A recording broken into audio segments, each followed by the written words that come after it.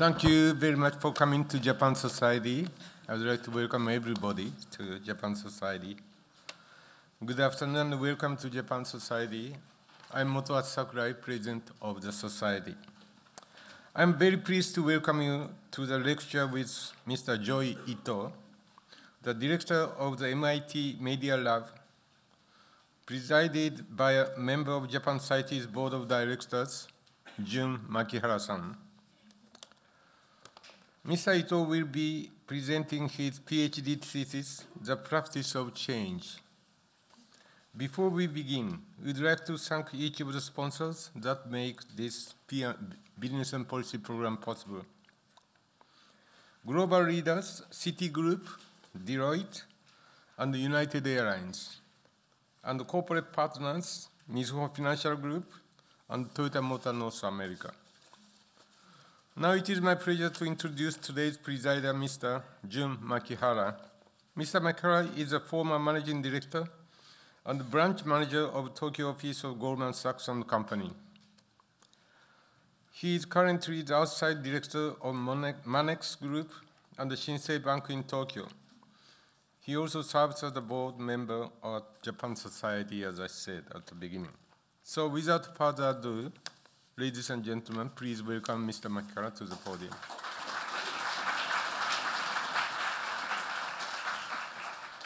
Thank you, Sakurai-san. I notice you did not mention I'm a director of Philip Morris, but I know that Joey will mention it. So make this very short because you're really all here to hear from Joey.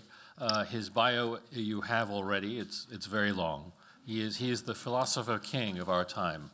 And I think every time I meet with Joey, I learn something about the past, something about the present, and most importantly, something about the future. And I think he is, of all the people I know, the best person at synthesizing what is happening today in the world and giving us some insight into where we might be going. And so that's my introduction for today. I will say after this, Joey will speak for about half an hour, then we'll have half an hour for questions. So have your questions well prepared. I think my experience last time was there were many hands up when we were running out of time. So get your hand up early and get it up often.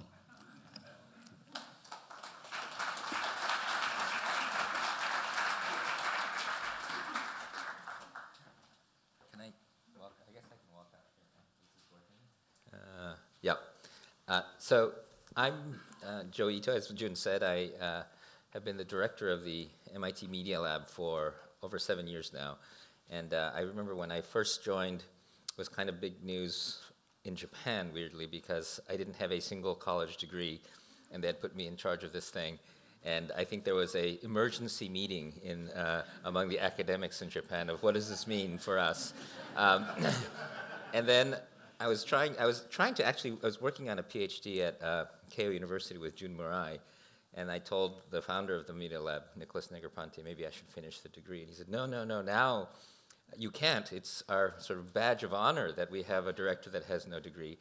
But then after 7 years, all my students are saying, well, you don't really understand what we're going through because it's this PhD process. So I decided I need to try my own product. So I spent the last year and a half working on a PhD. And I'm now what happens if you're an old person? Is it still a KO boy? I think it's a KO old man now. And so I'm now aligned in Japan with the KO side. But today, a lot of what I'm going to talk about is related to the thesis. In Japan, they don't have it in the United States, but in Japan and Europe, they have a thing called a thesis PhD, which is basically writing about the work you've done and then trying to put it in the context of the scholarly contribution that it made. So it's not an in-residence research PhD, but it still took way more time than I thought it would take, and I have at least a little bit of a sympathy for my PhD students.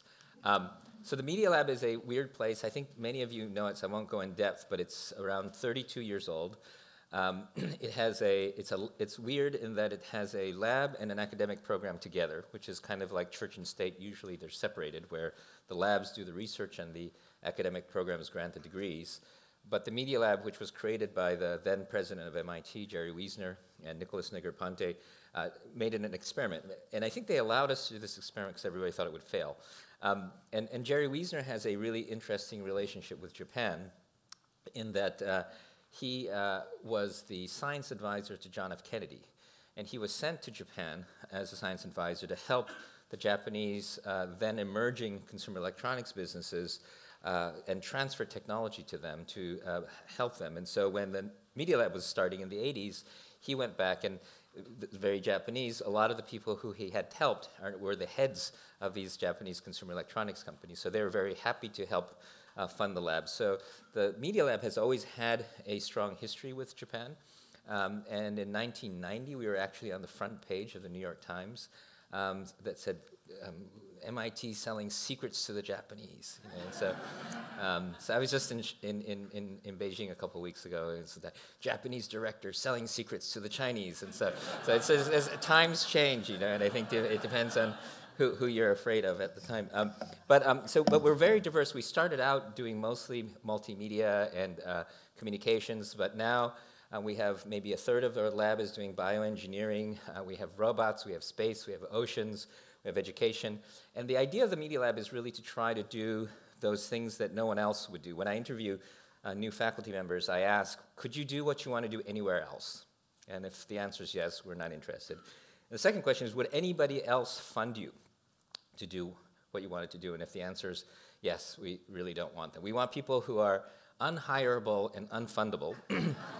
And that we're the only place that could happen. And so many of our faculty are trying to do things that are unusual. And the reason it works is we have 93 companies now that support a consortium. All the intellectual property is shared. And so the money is discretionary. So we can fund our students. We have about 550 projects. It's an $80 million budget.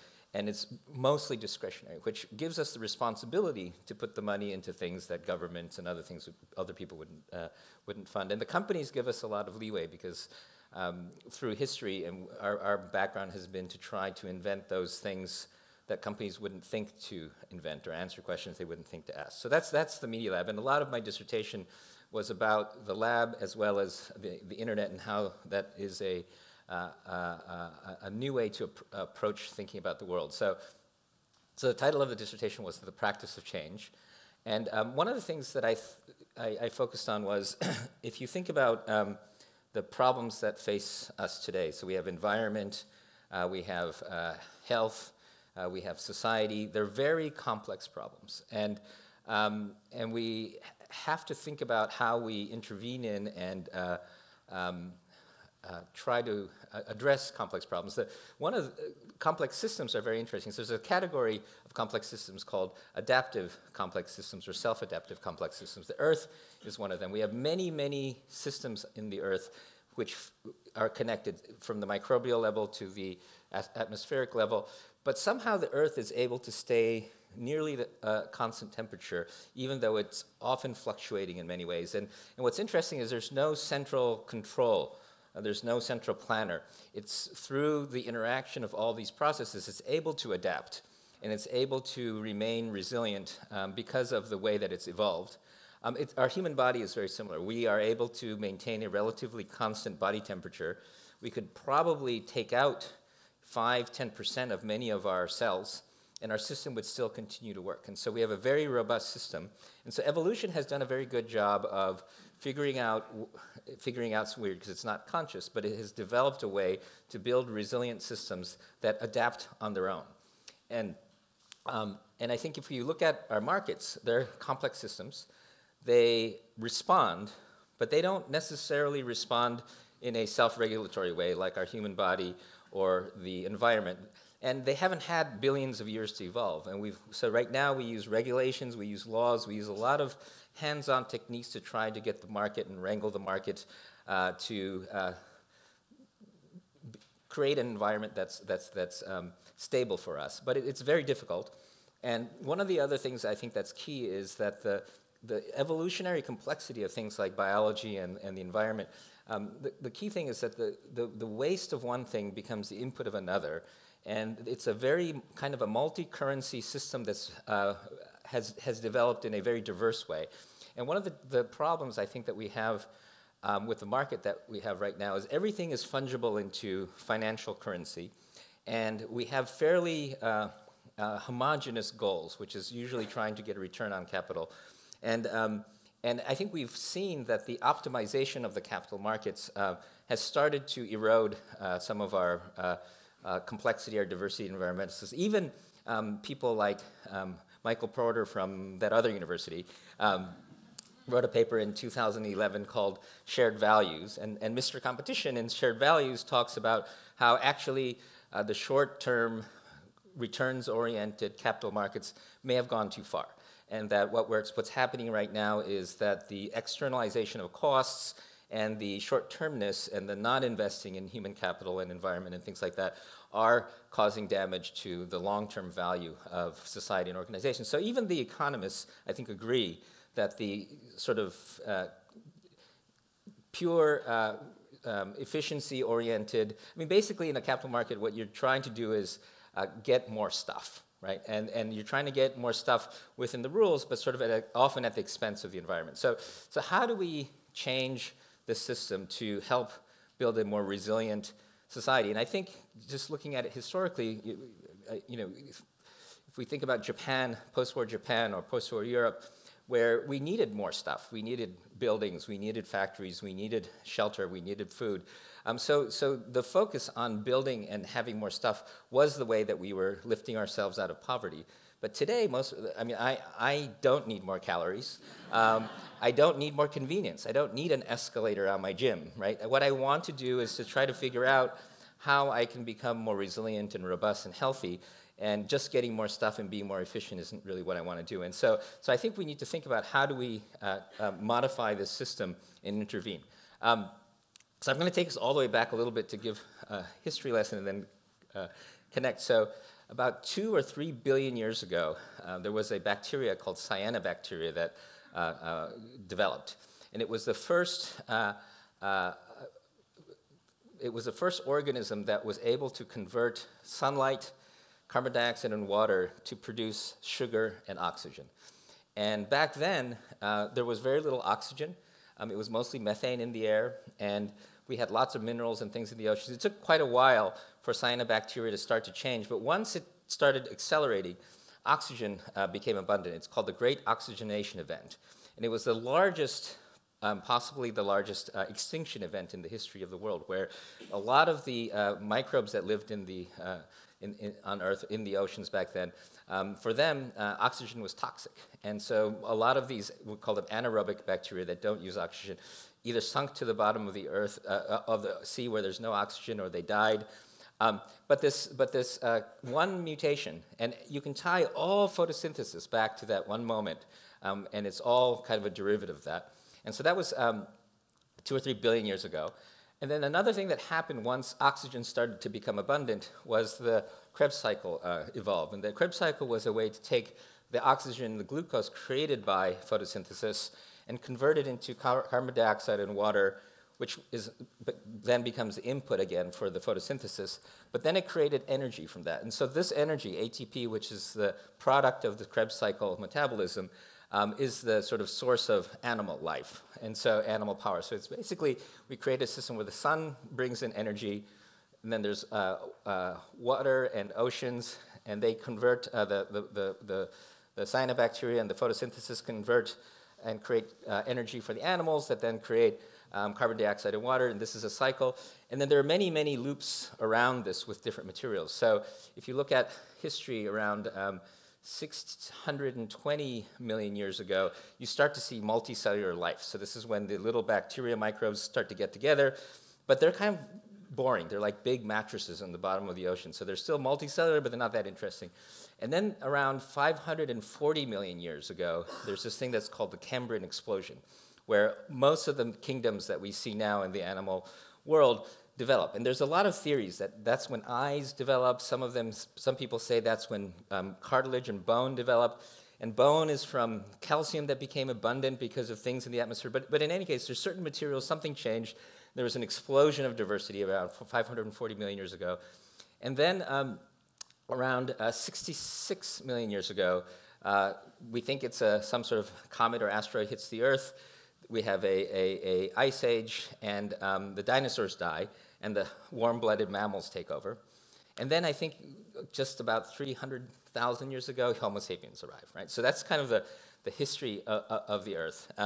And it's interesting because over those billions of years, what's happened is whenever something creates something that's waste, something takes that waste and turns that into something that they would use. So the wasted calcium becomes the input for shells and bones, and so on and so forth. So nothing is ever wasted in this system. And I think that's the critical thing, is it's all a circular economy.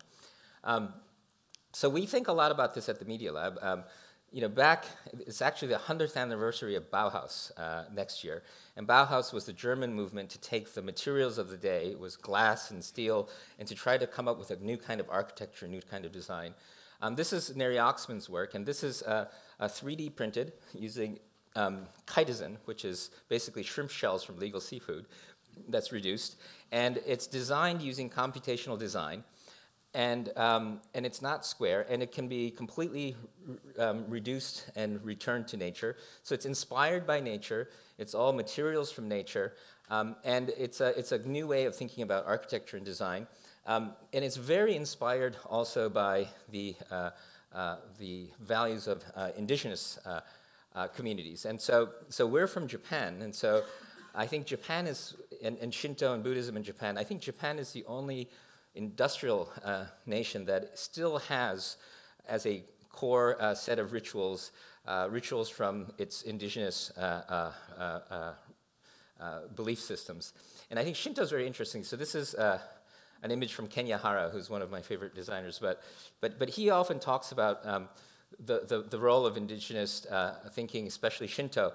And what's really important about Shinto is that most of the sort of Judeo-Christian, or you go back to the Greeks, the Western thinking is the human is always kind of the most important thing, and everything is about, even the word humanity assumes that humans are kind of in charge. I mean, there's God, and there's humans, and there's everything else. And I think it comes from the agricultural system, and then it comes from animal husbandry, but it's about humans' dominion over nature.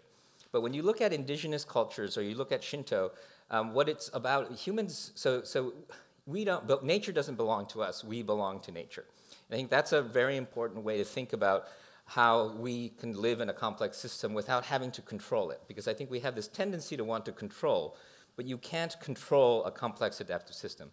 And so my hope is now with Japan, with a relatively flat economy, with an aging population, I don't think that the traditional sort of industrial revolution-oriented growth for the sake of growth is really the right value system. And in fact, I think Shinto has a lot of great inspiration for us. So Ise Shrine, several thousand years old, and from 1,300 years ago, every 20 years they rebuild the shrine.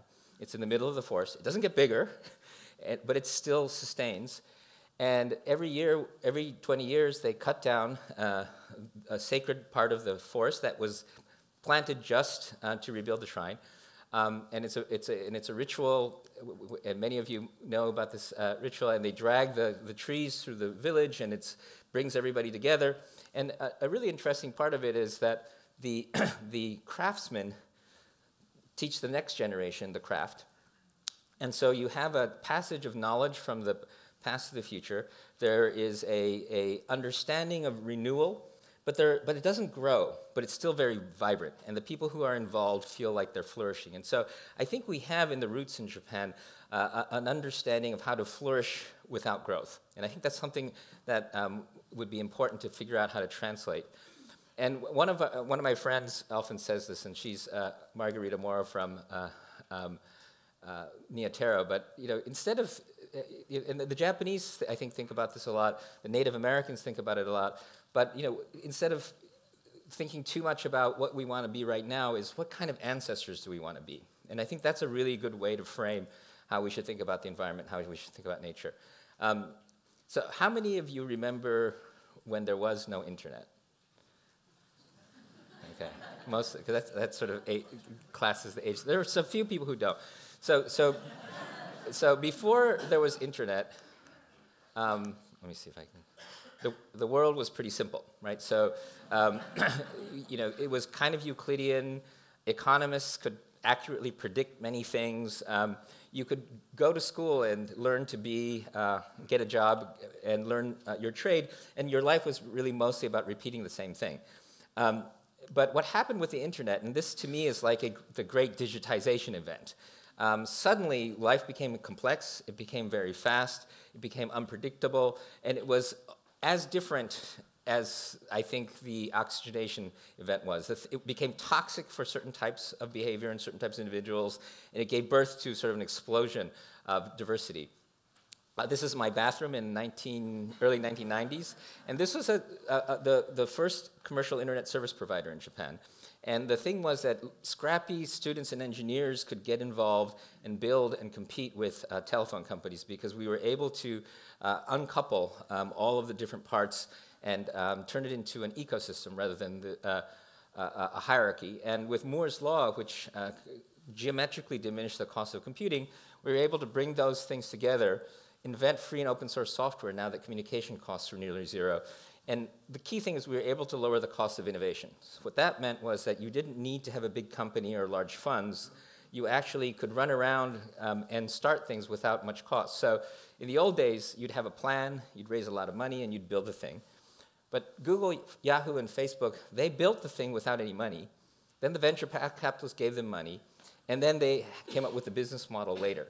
So it went from a centrally planned, control-oriented, resource-expensive innovation to a bunch of kids running around doing things with the money people chasing them, and it was an engineer and designer-driven system. And this is, we all know this happened on the internet, but it's happening everywhere else. So this is, they presented here before, but SafeCast, which is the Geiger Counter Citizen Science Project, we were able to build Geiger counters after the earthquake in Japan, but the key thing is that the kids, they're simple enough for kids to be able to put together. We're using free and open source software as well as open hardware.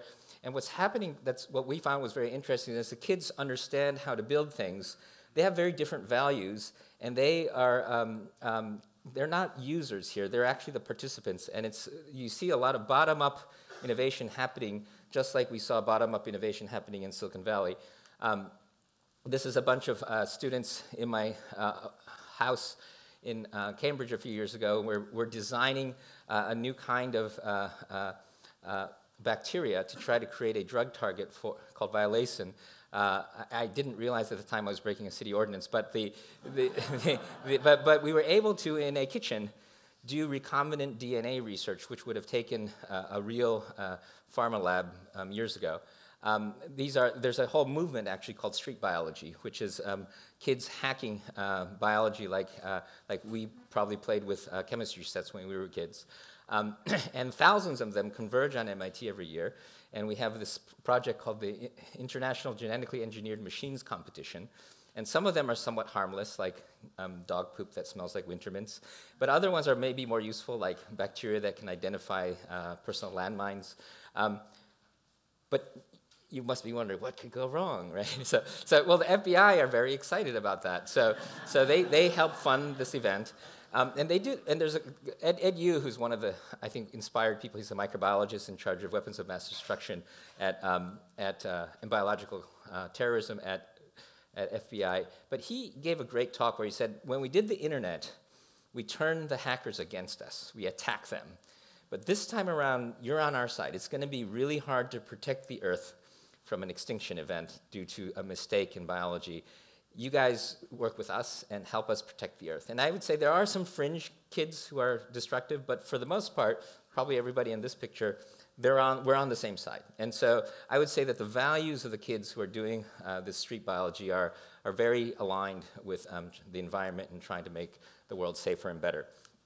And then we have other projects like trying to do agriculture in schools. This is the food computer that we've designed at the Media Lab.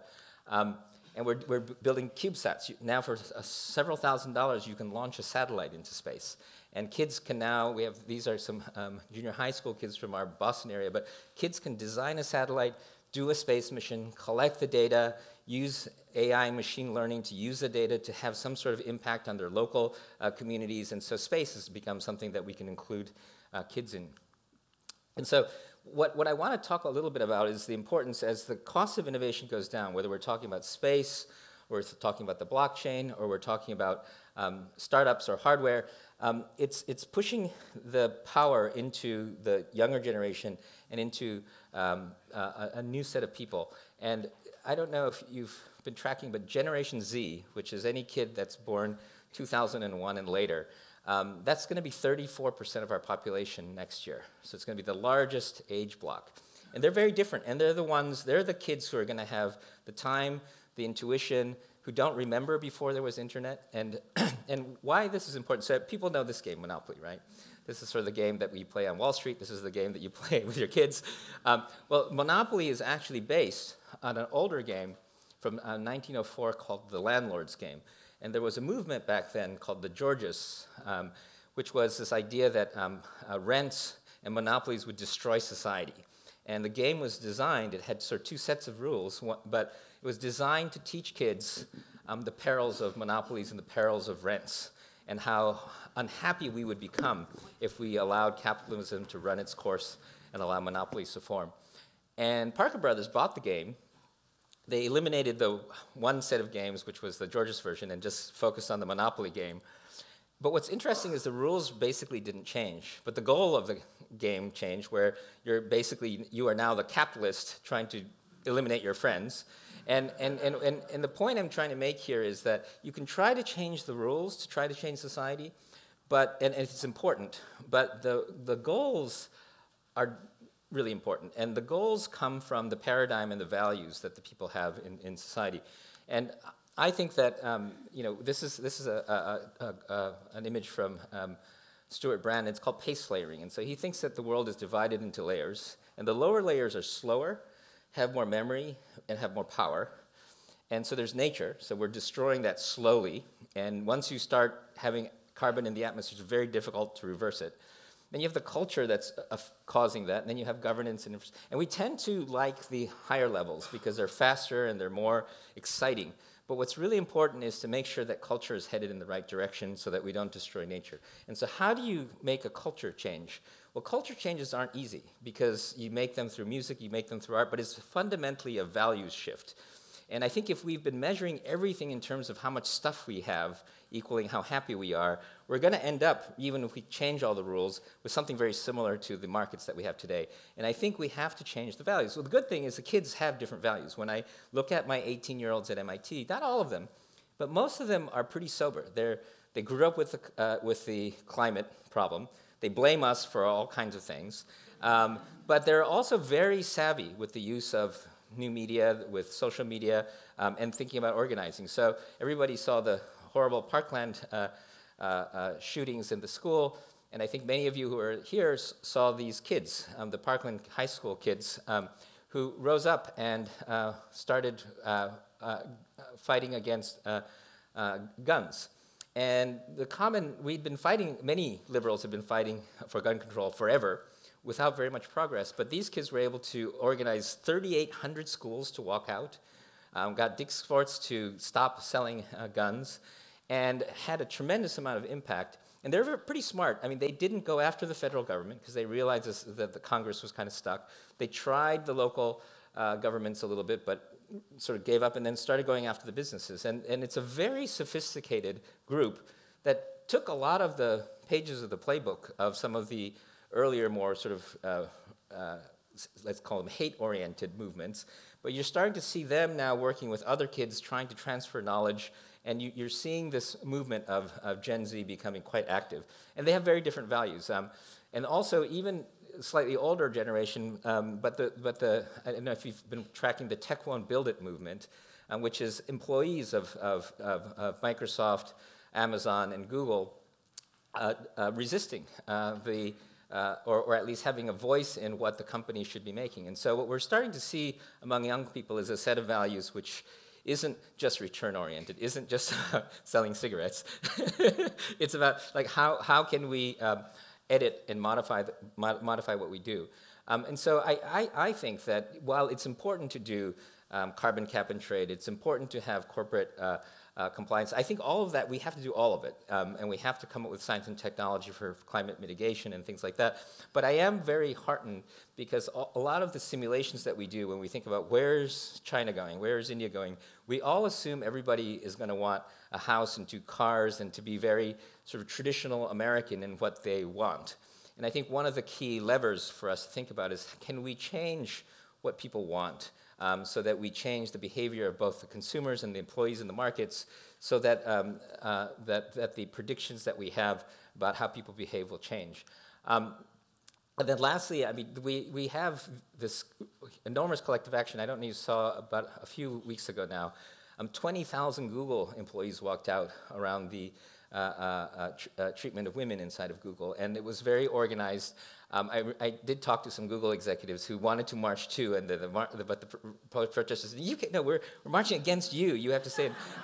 But there definitely is a sense of, I wouldn't call it, I mean, I think there's some people who feel like we need to burn the house down, but I think there is a constructive sense of transformation happening, and I think that if we can somehow engage that, and I do think that the thoughtful companies, it's interestingly the companies who are very good at marketing have a good pulse on how their consumers are working, and I was recently at a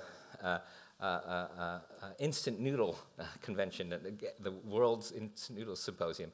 But what was interesting is that the conversation there was that they realized that whenever there's some negative thing, that if they can just show their best practices to the kids, and the kids are convinced, the kids will convince their parents. And I think that the kids in every field, in climate also, we're trying to work in middle of America to try to engage kids in science and satellites, and I think they can convince their parents as well. And so I really do feel that focusing on empowering, engaging, and supporting this next generation, Generation Z, is kind of our way out in many ways, and that we shouldn't worry too much that they're going to come in and burn the house down. Thank you.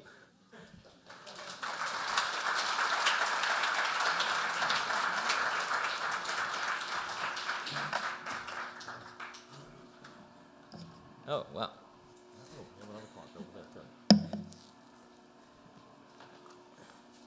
Okay, question and answer time. Yes, sir. There's a microphone coming. Oh. Yeah. Hello, Chris McRae. So something that fascinates me is that, you know, about the time of the moon landing, if we sort of index now how much more communications technology we have, maybe it's 100-fold more, but we don't seem to have any mechanism to put 5,000 brightest brains on one goal to get to the moon or whatever. I was wondering if you could talk a bit more about maybe the next 5 years, whether technologies could connect together. Last week in DC, Congressman Delaney launched his idea to take artificial intelligence as part of his presidential campaign across the states. And at least that's some idea of trying to, in a sense, get all communities to understand something which at the moment seems to be disconnected. So do you know, are you positive about the next 5 years, and how can we help you do that? Yeah. So I'm roughly negative, and part of it is just, I remember when I was building the early pieces of the internet with everyone else, we thought if we could just connect everyone and give everyone a voice, we'd just have world peace. And now it's like, I think, I don't know, the generation was, people saw the movie The Exorcist, you know, the little girl in The Exorcist. That's what the internet feels like to me, you know. And what happened was, it turns out that you can't just connect everything together. It makes it faster and more efficient, but it creates a fluctuation amplification. It doesn't create the self-regulatory thing. And so it's like our markets. It just creates more booms and busts and more extremism. And it's not a regulatory system. And I think AI is very similar. So AI will make things, subsystems that use AI more efficient. So prediction. So if you're using, for example, I'm working in criminal justice right now, and when you look at AI, it's being deployed, for instance, in risk scores to predict recidivism rates, the likelihood you'll recommit a crime. It's used to send predictive policing, to send police to places where crimes are likely to occur. And it's used, these risk scores are used for bail, sentencing, and parole. But the way that they've defined recidivism, which is the likelihood you will recommit a crime, they confound with crime. So there's a, I can't remember the author of the paper, there's a paper of Oakland, and you look at Oakland, and there's a health study that was done about where people are doing drugs. And then you look at the police map of where they think people are doing drugs. So the police only think you're doing drugs in poor neighborhoods, because that's where people get arrested for doing drugs. And the police don't count anything a crime unless there's an arrest for it. And what happens is the recidivism rates for poor black people is higher because they get arrested more. And because there are more crimes there, the police get sent there more. And so if there are more police, then there's more crime. And so the recidivism rates of these predictive algorithms are extremely accurate, so they're considered fair.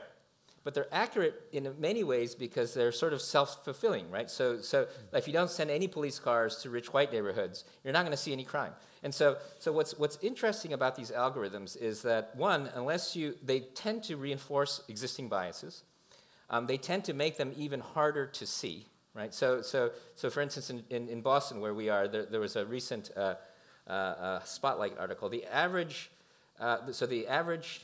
household net worth of a non-immigrant African-American family is $8, and for a white family is $247,500.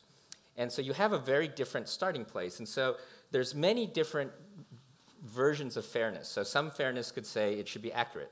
Some versions should say false positive. Some versions say, no, we should be correcting the wrongs of 200 years. So what I would say is going to happen with machine learning if we put it on, it's going to tend to reinforce the structures that we have today, and it will probably also make them harder to see because it will be built in. And so it's kind of like putting blindfolds and jetpack on. If you're headed in the right direction, you're fine. But if you're headed in the wrong direction, just like with the internet, it's going to head you in that wrong direction even faster and more powerfully. And so I think what's really important right now is to take stock and get our house in order before we bring all of this technology in, because otherwise it's going to get harder and harder to fix. I do think, though, on the bright side, is that we are in a kind of reckoning moment with our own democracy about trying to figure out how to make it better. But I don't think AI is the solution. I think AI is actually yet another risk, like climate, that is coming to make our system more efficient, and we have to figure out how we do that responsibly. Sir, and I forgot to mention it, but the gentleman was very good. If you could identify yourself and then ask the question. And there's a microphone. The gentleman with the scarf.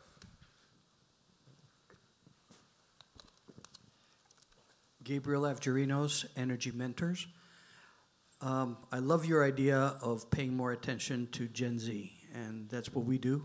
We work with universities, but try to anchor universities with the local community, the nearby community, to try to get incubator labs going for the propagation of the ideas, and as you called it, a feedback loop between the business people that have an idea and the students that have the passion and they need the experience to work on it.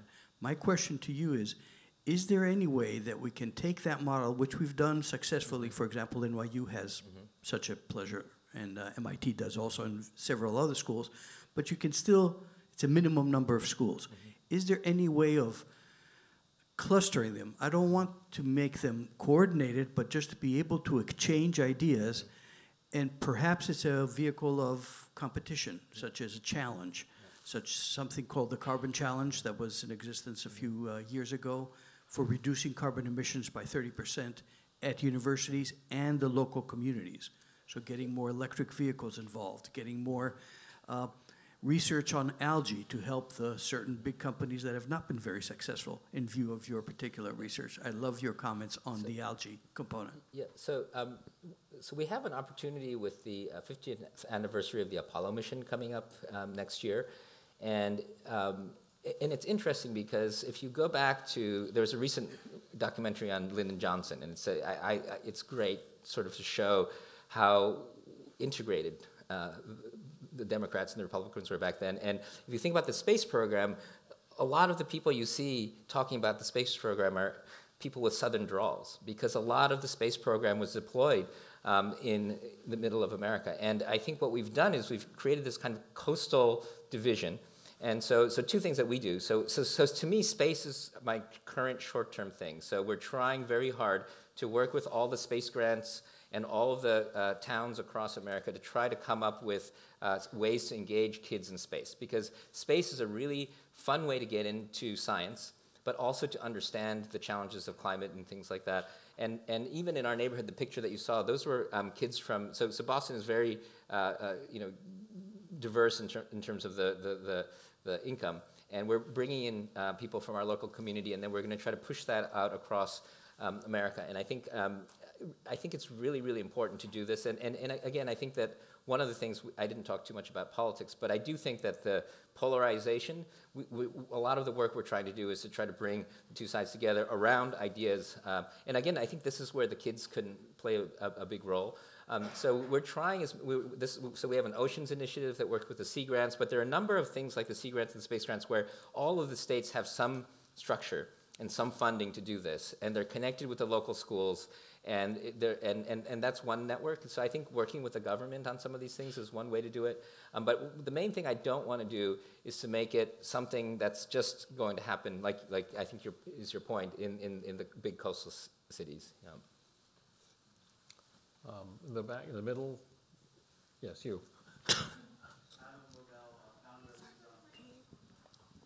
Making it hard for the mic. I know. I did that on purpose. Thank you. You talked about how circular economy emerges naturally from complex adaptive systems and the short-sightedness of the market, and I assume the corollary would be the metrics that measure those markets.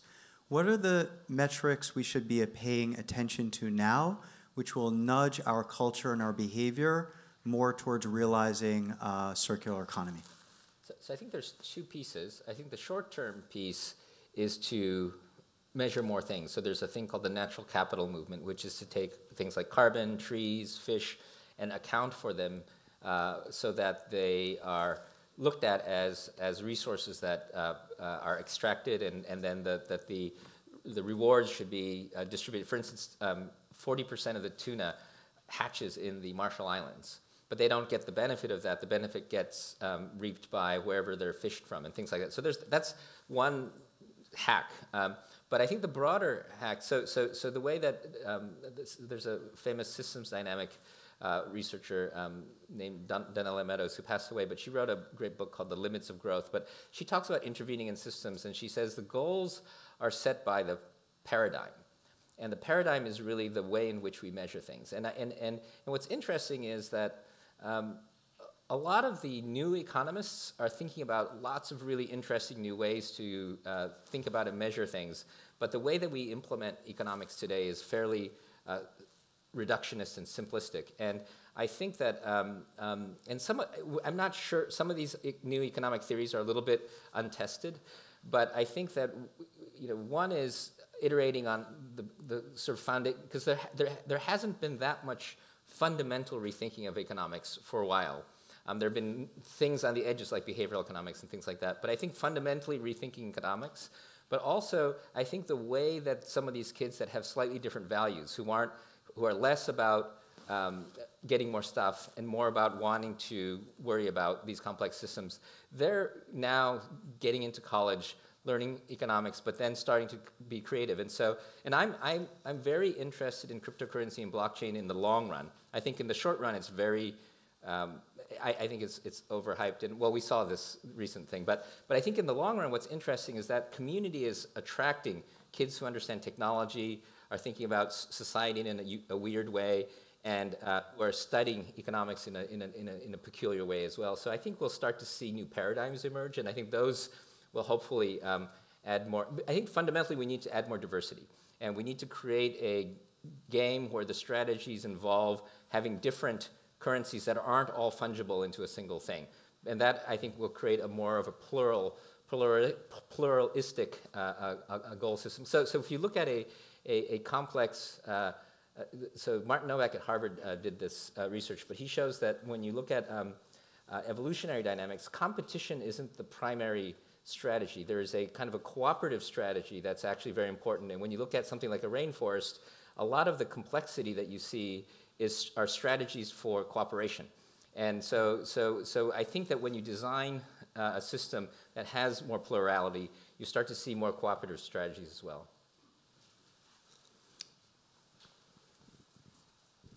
Hi, Don Allison, Arcadia Capital, and basically another economics question, because one of the concerns economists and policymakers had when we started this whole technology revolution, computers, robotics, AI, was the effect it would have on jobs, job growth, unemployment.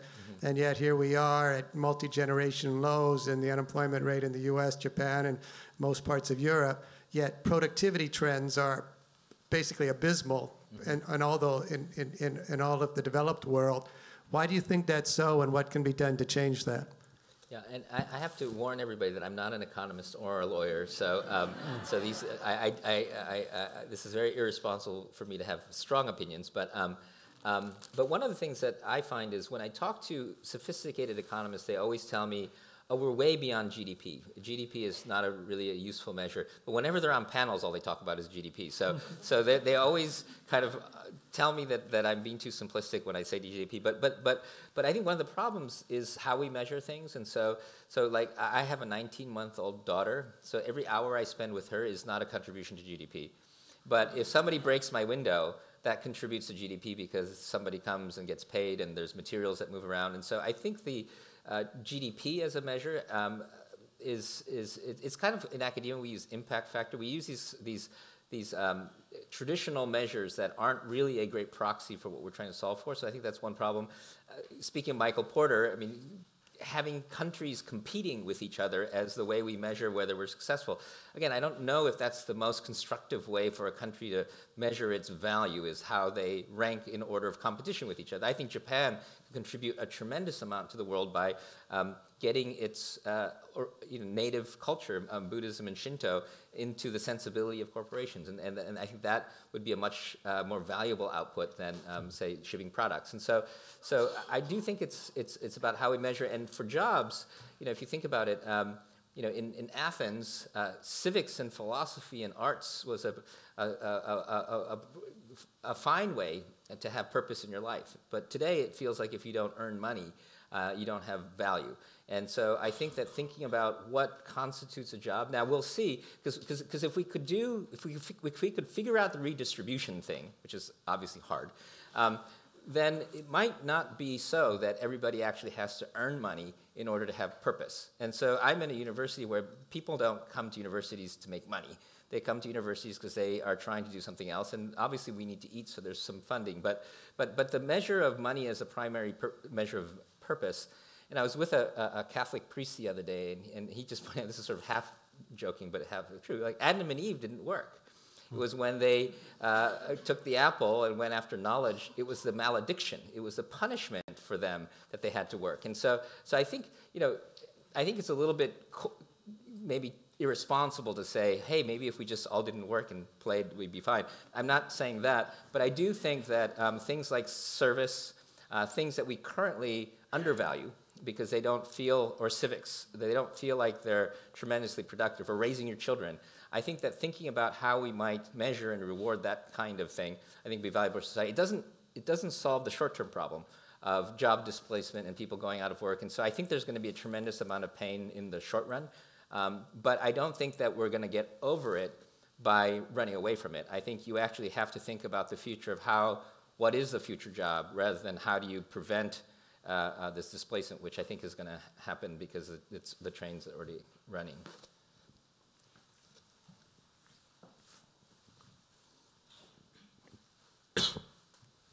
Thank you. It's Mikiko Sawanishi of the United Nations.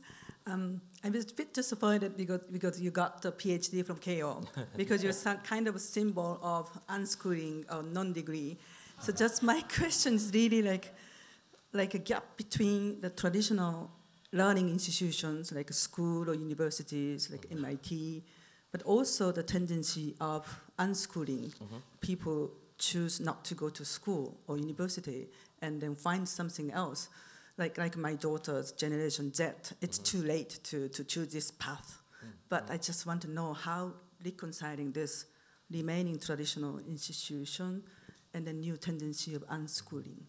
And this is also similar to the jobs question, because I think it's kind of irresponsible to give somebody advice for a path that doesn't end up in a way to live. And so I say this from a position of privilege, because I'm not so worried about my daughter. I have a 19-month-old daughter. We are considering not sending her to school as an option. We have a number of people who are working on this unschooling movement. I have at least 2 students at the Media Lab who have gotten into MIT and they've never gone to school. So in the elite layer, I think that the idea of unschooling is valid as a thing. But I think if I were a poor person trying to make my way, that would sound ridiculous, and it is. And so I think that you can't actually fix the system until we fix the public system. And so, like, I was just in Brazil, and what they're doing is they're defunding the public schools and making the elite schools, and I think that's a mistake. So there's me personally as a parent, what I'm thinking about, and then there's what we need to do with society. I think we need to fix public education. We can't run away from that just by making the charter. We can do experiments, but I don't think we can fix the system by just making a bunch of private schools. I think that there may be different types of schools, and I think having some diversity is okay, but I think the biggest problem is I think that and this is going to get me a little bit in trouble, but I think the way that we study education and the way that we deploy education is built into a fairly rigid system that's very hard to experiment with or change. And you know, Bill Gates often, I mean, his Gates Foundation, he has vaccines and education, and he famously said, you know, you can't uninvent a vaccine, but you can uninvent lots of innovations in education because it's much more of a political system than evidence-based system. And so I think the developed world, in a way, is held back more because we have a lot of structures that are very hard to change, whereas I think in the developing countries, you have more opportunity for experimentation. And smaller countries like Finland, so Finland is experimenting with a lot of project-based learning without courses, without grades, and they're doing stellar. So you've got Korea and Finland scoring the highest, with Korea being very traditional and high pressure, and Finland being project-oriented and very liberal. But they both seem to be doing well. And so I think possibly seeing some experiments either in developing countries or countries like Finland or some of the experimental places in the United States giving us the confidence to switch over. I think AI is going to push it a lot because I think that a lot of what we teach kids is going to be stuff that machines can do. And it's going to change really fast, and it will become very apparent that a lot of the stuff that we're teaching and so that'll, I think, shake up the system a little bit more. And AI can help kids learn and to enhance their diversity. So I think it's an area ripe for change, but I'm concerned that in the short run, I think, again, like the future of work, I think is going to have huge challenges. We have time for 2 more questions.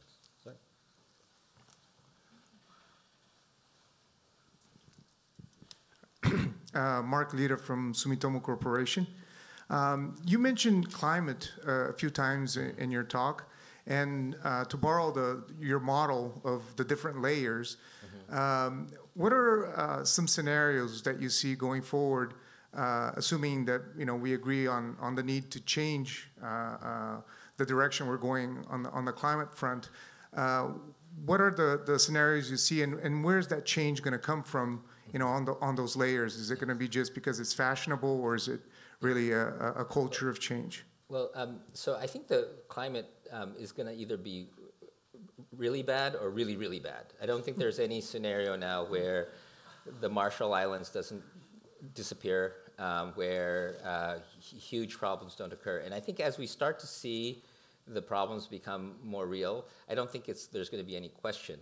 And I don't think we're at a point anymore where we shouldn't be doing everything. So including geoengineering, and so there's a lot of stuff that's fairly straightforward, like alternative energy, carbon cap and trade, mitigation, adaptation, but we still need a lot more stuff. So I think behavior change, so people being happier with less, which is why I was trying to pull out the Shinto and Buddhist thing.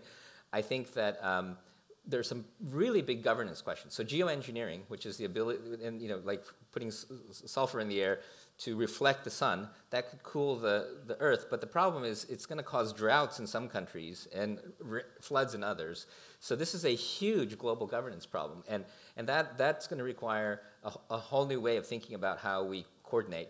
But I do think that once it gets, so there's the good side would be that we start to feel the pain and somehow we come together under a common cause. That would be a good thing.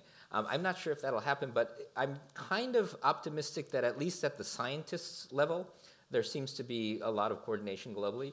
But I think we passed the point where people are, we need to try thinking about everything. So we're about to do a big seminar series at MIT on climate.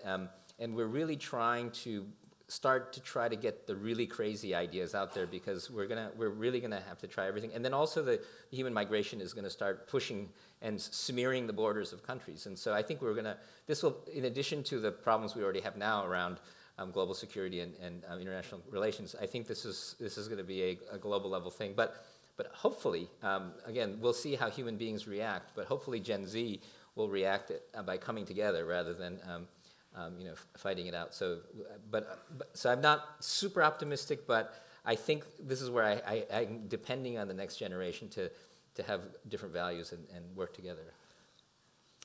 Last question.